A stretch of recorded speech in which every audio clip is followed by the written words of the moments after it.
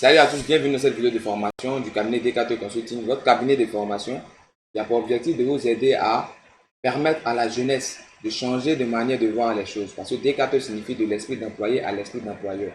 L'objectif, ce n'est pas de devenir forcément employé, mais de ne pas devenir employé, mais de ne pas demeurer employé. Et comme je le disais une fois à quelqu'un, le but principal, ce n'est pas de travailler jusqu'à partir à la retraite, mais plutôt travailler jusqu'à prendre sa retraite. C'est-à-dire, vous-même, vous devez décider à un moment donné, je prends ma retraite pour développer mes propres affaires afin que mes enfants puissent bénéficier de cela.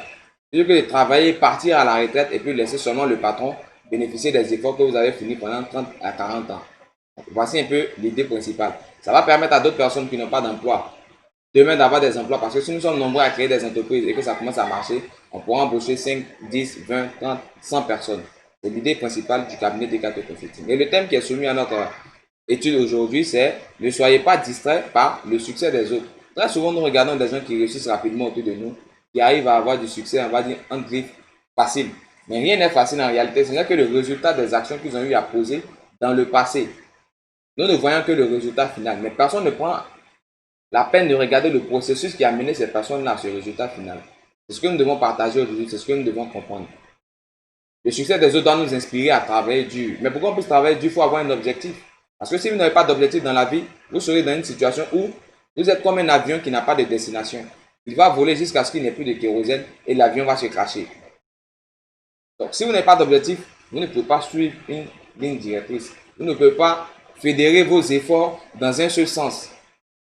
Donc, c'est ce que vous devez déjà maîtriser. Et le thème, comme on l'a dit ici, c'est ne soyez pas distrait par le succès des autres. Je vais vous montrer une image, on va parler ça rapidement. Regardez cette image. Le monsieur, il voit son ami qui est en train de creuser pour pouvoir avoir un diamant. Et quelques temps après, son ami a eu le diamant juste avant lui. Et qu'est-ce qu'il fait? Il laisse ses objectifs, il laisse sa vision et tout simplement, il va venir se coller à ce que son ami faisait. Donc, il va venir creuser là où son ami a creusé. Alors que ce n'est pas sa vision, ce n'est pas sa manière de penser, ce n'est pas ses objectifs. Et au bout d'un moment, il se rend compte que quoi? Qu'il n'arrive pas à trouver de diamant. Et regardez sur la troisième image. Pendant qu'il est en train de creuser pour fermer le trou là où il avait commencé à travailler, il y a un diamant encore plus gros que celui que son ami a trouvé. Pour dire que si vous avez des objectifs, battez-vous en fonction de ces objectifs. Mais quand vous n'avez pas d'objectif, vous creusez comme bon vous semble à des endroits différents. C'est-à-dire que vous avez plusieurs activités à gauche, à droite. Il n'y a ni d'être ni que. Conclusion, vous avez une vie inachevée, plein de sentiers inachevés. Et quand vous allez arriver à l'étape où on regrette pratiquement tout, c'est-à-dire proche de la mort, vous aurez que du regret de ne pas avoir accompli quelque chose dans votre vie. Je tiens à vous laisser avec cette information. Si vous ne venez pas d'une famille riche, une famille riche doit venir de vous. Ça veut dire quoi? On ne connaît pas peut-être le nom de votre famille aujourd'hui, mais par vous, par vos actions, par vos réalisations, le nom de votre famille doit rester dans l'histoire.